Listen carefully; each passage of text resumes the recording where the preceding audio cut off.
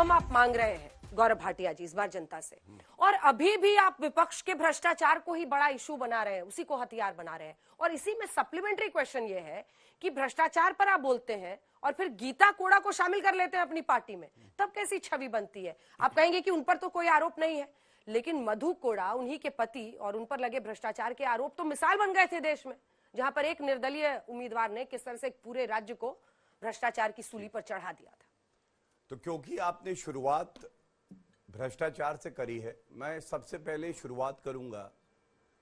10 साल सेवा करी है जनता की आदरणीय प्रधानमंत्री नरेंद्र मोदी जी, और किसी में दम नहीं है कि एक आरोप उन पे भ्रष्टाचार का लगा दे।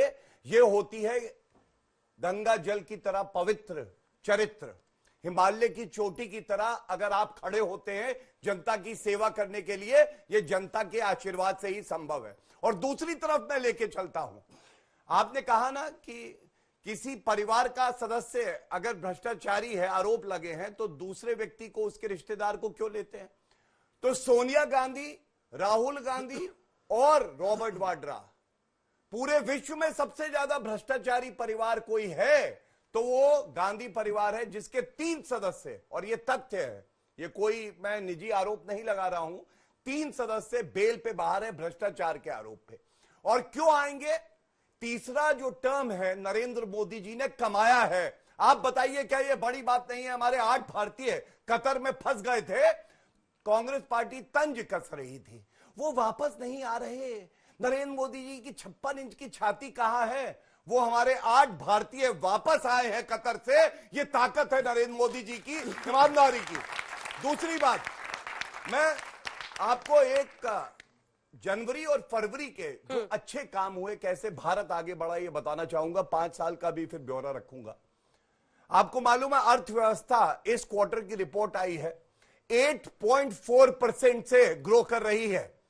पूरे विश्व में जितनी बड़ी इकोनॉमी है सबसे ज्यादा, और ये तब है जब कोविड की महामारी आई और रूस और यूक्रेन का युद्ध हुआ।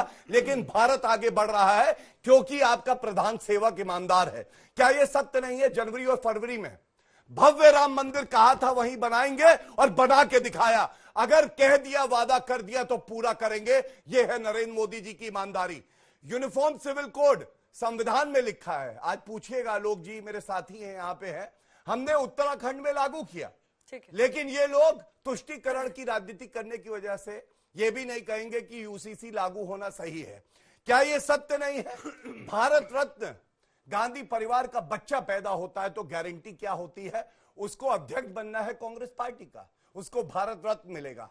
लेकिन हमने कर्पूरी ठाकुर जी को, नरसिम्हा राव जी को जो कि कांग्रेस के प्रधानमंत्री रहे, और लाल कृष्ण आडवाणी जी को, एमएस स्वामीनाथन जी को और चौधरी चरण सिंह जी को किसने भारत रत्न दिया? अगर कोई आम नागरिक है, वो मेहनत करता है, तो उसको सर्वोच्च नागरिक जो सम्मान है वो मिलना चाहिए।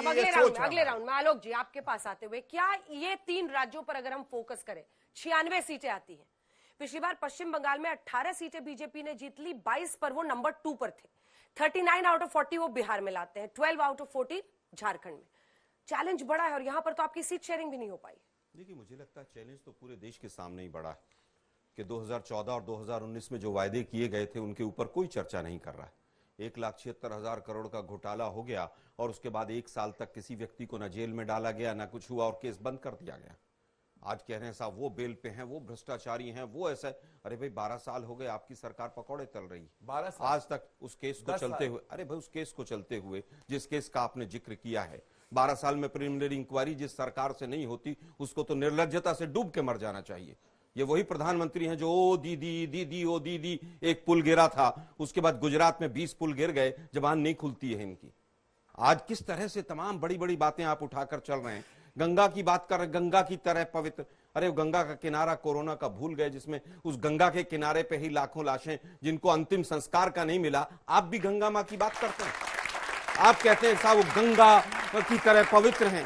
अरे भाई गंगा एक्शन प्लान में और तमाम चीजों में ही भ्रष्टाचार के तमाम आरोप लगे। आप लोगों के यहां तो आरएसएस और वीएचपी और तमाम उनसे जुड़े हुए लोगों के राम मंदिर में, अयोध्या में भूमि के घोटाले के तमाम आरोप लगे। आज तक ने दिखाए कि किस तरह से वो कागज हैं, 1 घंटे में एक जमीन 2 करोड़ की 20 करोड़ की हो जाती है। क्या क्या देखा है इस देश ने, वो पूरा देखा है।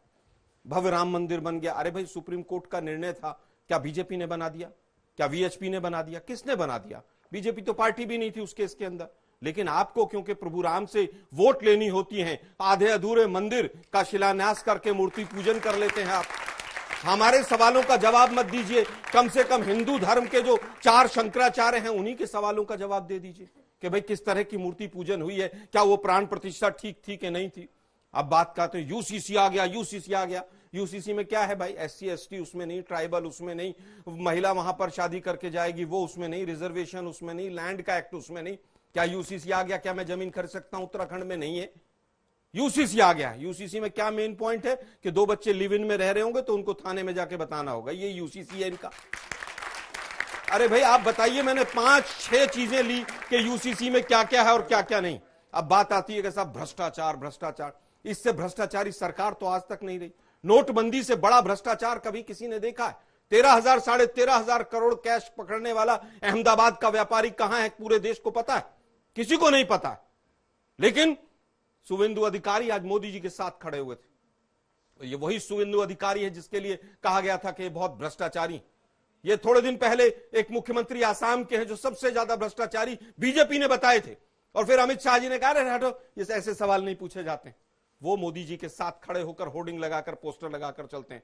नारायण राणे के लिए कहा गया कि ये व्यक्ति, ये जो विधानसभा में खड़ा हुआ है, ये जेल में होना चाहिए। आज भाजपा में केंद्रीय मंत्री, उसके बाद अजीत पवार हमारे साथी नहीं है, इसी स्टूडियो में कहा था कि चक्की पिसिंग एंड चक्की पिसिंग एंड चक्की पिसिंग, इन्हीं का स्टेटमेंट था, इसी स्टूडियो का था आज तक का हल्ला बोल का। फडणवीस साहब ने भी कहा हम था। पूछना चाहते हैं कि लेकिन आप लोग की सीट शेयरिंग नहीं हो पाई, उस पर इससे क्या? सीट शेयरिंग बीजेपी की हो गई 96। मैं कह रहा हूं बीजेपी की हो गई सीट इनकी तो शेयरिंग। 303 कहां थी। पर हो गई? इनकी 303 होंगी तो सीट शेयरिंग नहीं करने क्या? ये तो ये मैं कह रहा हूं 303 होंगी तो सीट शेयरिंग नहीं करने क्या? आप लोग वो गठबंधन राजभर आज बनाए कह हैं रहे हैं, उत्तर प्रदेश के राजभर कह रहे हैं कि भाई अगर 2 सीट देनी थी तो मुझे क्यों इतने दिन से लटका रखा, और मंत्रिमंडल का विस्तार नहीं हुआ तो मैं होली नहीं मनाऊंगा।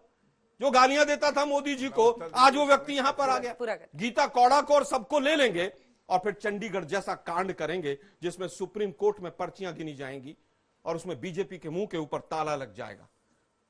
अरे भाई 2014 से लेकर आज बेरोजगारी बढ़ी है घटी है, इस पर बात कीजिए ना। बस पूरा हिंदुस्तान का मीडिया मोदी 400 पार 400 पार, कहां से आएंगे भाई 400 पार? कोई कैलकुलेशन किसी के पास वो रोज बोल रहे हैं, आप भी बोलिए, कोई नंबर वही चला देंगे।